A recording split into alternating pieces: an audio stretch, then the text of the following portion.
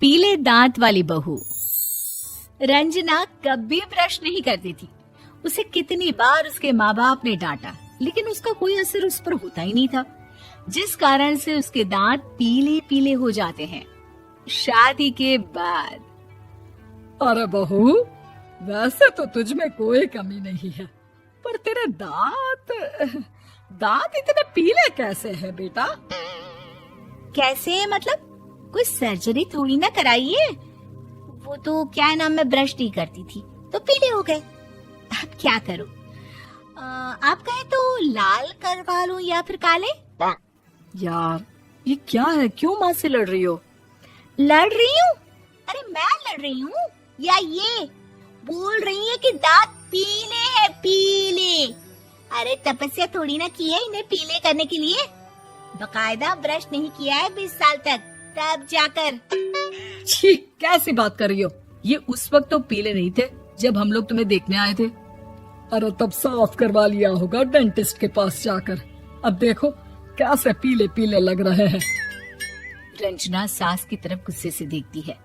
फिर शुरू हो गई पीले पीले पीले। अरे पीले तो तब भी थे जब मेरे हाथ का रसगुल्ला उड़ा उड़ा कर खा रही थी और बोल रही थी, लड़की नहीं गुणों का खजाना दे रहे भाई साहब आप। खैर, अब वो लोग करते भी तो क्या करते, पीले दांत वाली बहू पल्ले पड़ी थी तो झेलना तो था ही। एक दिन कीर्तन में रंजना गाना गा रही थी।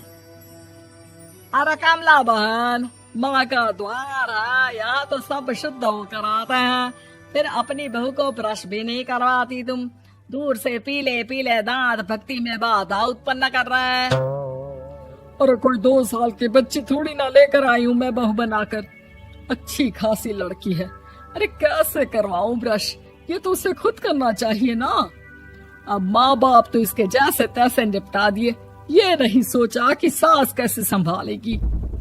सास बहू को लेकर घर आ जाती है, लेकिन सोच लेती है कि अब इसे लेकर कहीं नहीं जाएगी। अगले रोज बहू कहती है, अरे क्या हो गया, मंदिर नहीं जाना क्या? कीर्तन का वक्त हो रहा है। मेरी मधुर वाणी से कान्हा जी जागते हैं और सोते हैं। आप तो जानती है ना उनकी भक्ति में कितना मन लगता है मेरा। वो क्या है ना, तबीयत ठीक नहीं लग रही है मेरी, आराम करूंगी मैं। तबीयत ठीक नहीं लग रही? अभी तो मिथुन के गाने पर नाच रही थी आप, और अब बोल रही है कि तबीयत ठीक नहीं लग रही। अरे भक्ति में मन लगा लो सासू माँ, ऊपर जाना है, क्या मुंह दिखाओगी आप? हाँ? सास को बहू की बात पर गुस्सा आ जाता है। मैं क्या मुंह दिखाऊंगी, इसकी चिंता तो ना कर, समझी? अपने मुंह की चिंता कर, जो ये पीले पीले दांत लेकर हर जगह पहुंच जाती है। पता है लोग कितना मजाक बनाते हैं। ना जी ना, मैं नहीं जाना कहीं तेरे साथ। तो ये बात है, कोई ना, मत जाओ, मैं अपने कमरे में ही बैठकर भक्ति कर लूंगी। ऊपर वाला दांत थोड़ी ना देखता है, मन देखता है, भावना देखता है। और अरे बस बस, तू सब कुछ दिखा, बस ये सफेद चमकदार दांत ना दिखाना किसी को, है? जा यहाँ से। बहू को सास की बात का कोई फर्क नहीं पड़ता, वो तो जैसी थी वैसी ही रह जाती है।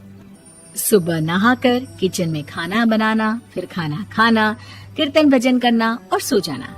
एक दिन, माँ जी मैं सहेली के घर जा रही हूँ, शाम को लेट आऊंगी। हाँ हाँ तो जाना, मैंने कौन सा तेरी आरती करनी है घर पर बैठकर। रंजना सहेली के घर जाती है, जहाँ वो पार्टी में जाने की तैयारी कर रही होती है। अरे शिखा, कहाँ जाने की तैयारी कर रही है? मैं गलत वक्त पर आ गई क्या? अरे नहीं यार, उल्टा सही वक्त पर आ गया। मैंने ये साड़ी और ज्वेलरी निकाली है यार, शाम को इनके ऑफिस की एक पार्टी में जाना है। बताना कैसा लग रहा है ये सब? नहीं यार, इस ड्रेस के साथ तो वो वाली ज्वेलरी अच्छी लगेगी। हाँ हाँ सही बोल रही है, मैंने ध्यान ही नहीं दिया। वैसे तो हमेशा से मस्त फैशन सेंस रखती है। तो बड़ा जाती होगी ना पति के साथ पार्टी में।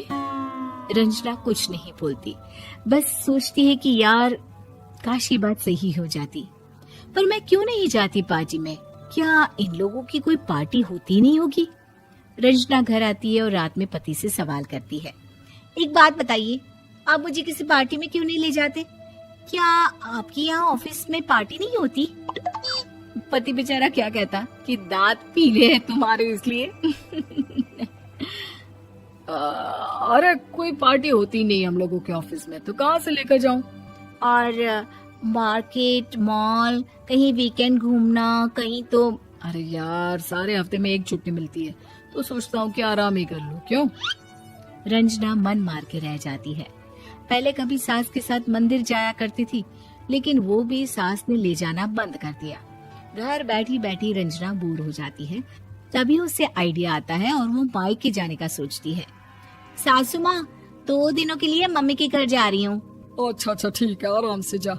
और हाँ, माँ से कुछ अच्छी आदत सीख कर आना कि कैसे शरीर के हर भाग की तरह दांतों की सफाई भी जरूरी होती है, समझी?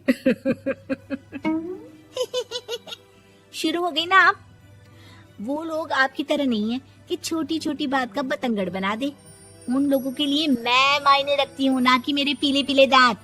रंजना माँ को बिना बताए उन लोगों को सरप्राइज देती है, लेकिन जैसे ही वो दरवाजे पर पहुंचती है, अंदर देखती है कि घर वाले कहीं जा रहे होते हैं।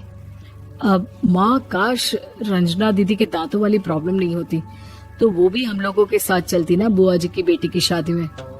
हाँ बेटा, लेकिन अब उसे कौन समझाए कि उसको उसके पीले दांत नहीं दिखते, लेकिन उसके आसपास के लोगों को कितना एम्बैरेसिंग फील कराते हैं। मुझे तो कितनी बार उसके स्कूल की टीचर ने शिकायत की कि उसके साथ कोई लड़की बैठना भी नहीं चाहती, और ना ही कॉलेज में कोई उससे बात करना चाहता था। लेकिन पता नहीं क्यों उसे ये बात समझ में ही नहीं आती। कोई कमी नहीं है उस लड़की में, बस यही कि दांत पीले हैं। वो तो भला हो जीजा जी और उनकी माँ का, जो दीदी को जैसी है वैसे ही रखा हुआ है। रंजना को अपने घर वालों की बात सुनकर बहुत दुख होता है। वो सोचती है कि वो क्या करे, लेकिन फिर वो सीधा डेंटिस्ट के पास जाती है, अपने दांत चमकाती है और कसम खाती है कि वो रोज ब्रश करेगी। अरे क्या हो गया? तुम तो 2 दिनों के लिए गई थी ना। पर कोई ना, अच्छा है, चलो आ गई तो। रंजना सास के सामने आकर खड़ी हो जाती है और पूरी स्माइल करती है, उसके चमकदार दांतों को दिखाती हुई। हैं?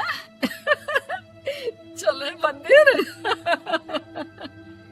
माँ, मुझे माफ कर दीजिए, मैंने आप लोगों को बहुत एम्बैरेसिंग फील करवाया।